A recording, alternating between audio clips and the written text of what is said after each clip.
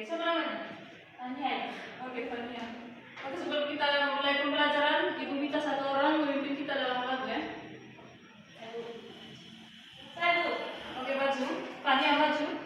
Beda jangan remote aja. Oke, semuanya. Kita nyanyi lagu apa? Sama-sama. Oke. 1, 2, 3. Salam sampai mati, berjalanku kau pulang, saling menabung menjadi satu, itulah Indonesia.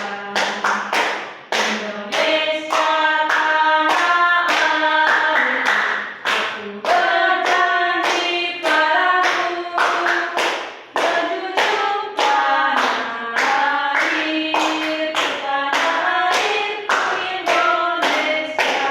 Sudah Ibu, terima kasih Adik Mania, silakan duduk. Oke, baik, anak-anak tahu hari ini kita belajar tentang apa? Ya, tahu. Oke, baik, jadi hari ini kita mempelajari tentang kemerdekaan Indonesia dan peristiwa di sekitarnya. Oke, baik, jadi anak-anak, tujuan pembelajaran kita pada hari ini itu yang pertama mengurutkan kronologi peristiwa sekitar proklamasi dengan tepat. Yang kedua, menjelaskan hubungan sebab akibat peristiwa Rengas Dengklok. Yang ketiga, mempresentasikan garis waktu kemerdekaan dan perang tokoh nasional.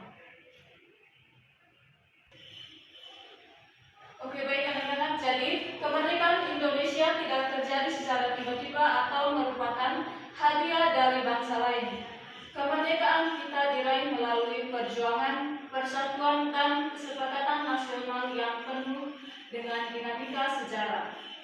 Baik, untuk memahami bagaimana Indonesia bisa merdeka, jadi kita harus lihat dari urutan peristiwa atau kronologi yang terjadi secara dramatis menjelang tanggal 17 Agustus 1945. Nah, jadi yang pertama itu kronologi peristiwa kemerdekaan Indonesia, yaitu dari segi urutan waktu dari sejumlah peristiwa atau kejadian.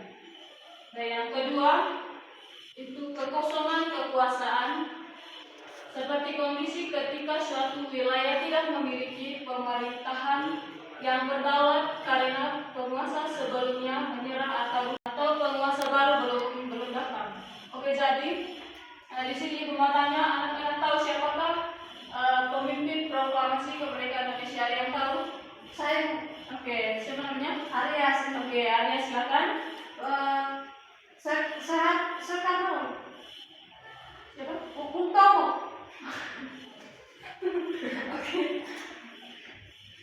Oke, jadi pemimpin proklamasi kemerdekaan Indonesia adalah Bung Tomo. Oke, jadi proklamasi ini berlangsung itu melalui pengumuman resmi kepada seluruh rakyat mengenai urusan tata negara yang sangat penting. Oke, baik anak-anak, jadi hubungan sebab akibat dari peristiwa Rengas Dengklok seperti yang Ibu jelaskan tadi itu, yang pertama itu sebab atau akar dari permasalahan tersebut. Nah, jadi akar dari permasalahan peristiwa Rengas Dengklok adalah adanya perbedaan pendapat yang tajam mengenai waktu pelaksanaan proklamasi. Golongan muda ingin secepatnya memanfaatkan kekosongan kekuasaan, sedangkan golongan tua ingin bertindak lebih hati-hati melalui jalur resmi PPKI. Ada yang tahu PPKI itu apa? Tahu. Oke, jadi kepanjangan dari PPKI yaitu Panitia Persiapan Kemerdekaan Indonesia. Oke, jadi yang kedua, akibat dari peristiwa Rengas Dengklok ini, dengan diamankannya Soekarno dan Hatta ke Rengas Dengklok, beliau berdua terbatas dari segala intervensi, janji palsu atau tekanan dari pihak tentara Jepang. Nah, hal ini memastikan bahwa proklamasi kemerdekaan pada 17 Agustus 1945 murni merupakan hasil perjuangan mandiri dan keberanian bangsa Indonesia sendiri bukan hadiah dari Jepang. Nah, jadi yang terakhir itu anak-anak coba lihat 8 tokoh proklamasi kemerdekaan Indonesia. Anak-anak bisa lihat gambar yang ibu tampilkan? Ya, Ibu. Nah, jadi pada gambar yang pertama ada yang tahu itu siapa? Soekarno, Ibu. Oke, gambar yang kedua ada yang tahu? Muhammad Hatta. Oke, yang ketiga?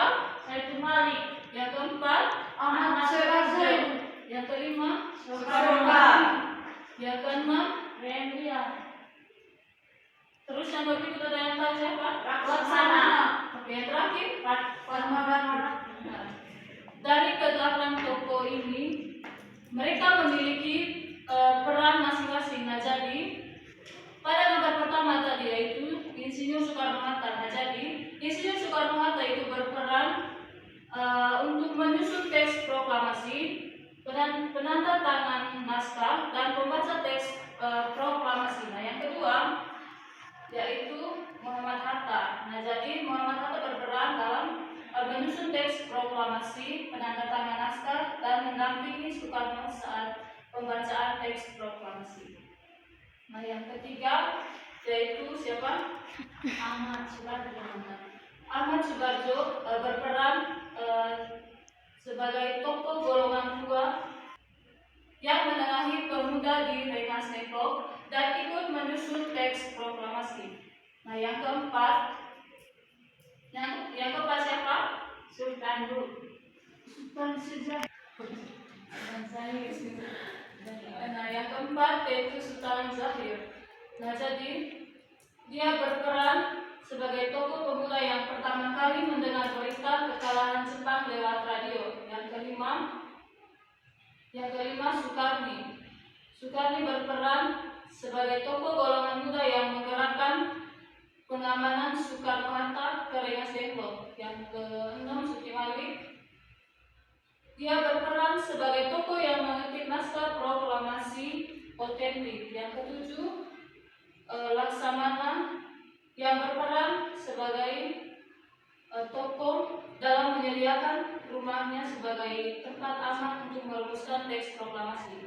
Nah, yang terakhir adalah Ibu Fatmawati yang berperan dalam menjahit bendera pusaka merah putih. Oke, baik anak-anak, tadi Ibu sudah menjelaskan materi terkait peristiwa Rengas Dengklok, dan sekarang Ibu minta anak-anak untuk membagi dalam satu kelompok. Nah, jadi di sini kalian mengerjakan. Oke, anak-anak sudah selesai? Sudah, Ibu. Oke, saya minta satu orang berbagi dalam Saya. Oke, silakan. Berdasarkan gambar Ibu, kita sudah menemukan para tokoh-tokoh pada saat proklamasi kemerdekaan itu yang pertama yaitu Insinyur Soekarno, yaitu ia adalah Presiden pertama Republik Indonesia. Lalu yang kedua adalah Muhammad Hatta, ia adalah Wakil Presiden pertama Republik Indonesia. Lalu yang ketiga adalah Ahmad Subarjo, ia adalah Menteri Luar Negeri pertama Republik Indonesia. Yang keempat itu Rajiman Widioningrat, yaitu adalah Ketua BPUPKI. Lalu Saiful Malik itu salah satu tokoh yang mengetik teks proklamasi. Itu saja. Oke, terima kasih Arya. Silakan duduk. Oke, anak-anak, akhir dari materi kita itu minta satu orang untuk menyimpulkan pembelajaran kita pada hari ini. Siapa yang bisa? Saya. Oke, silakan Aryas. Jadi kemerdekaan Indonesia adalah bukan sekedar pemberian, melainkan hasil perjuangan persatuan dan dinamika pemikiran yang hebat antara seluruh masyarakat Indonesia. Mari kita teladani semangat bernalar rintis dan gotong royong para pahlawan untuk membangun masa depan Indonesia. Oke, terima kasih Aryas. Oke, baik. Sekian saja materi kita pada hari ini. Sebelum kita menutup pembelajaran, Ibu minta satu orang untuk berdoa. Oke, baik.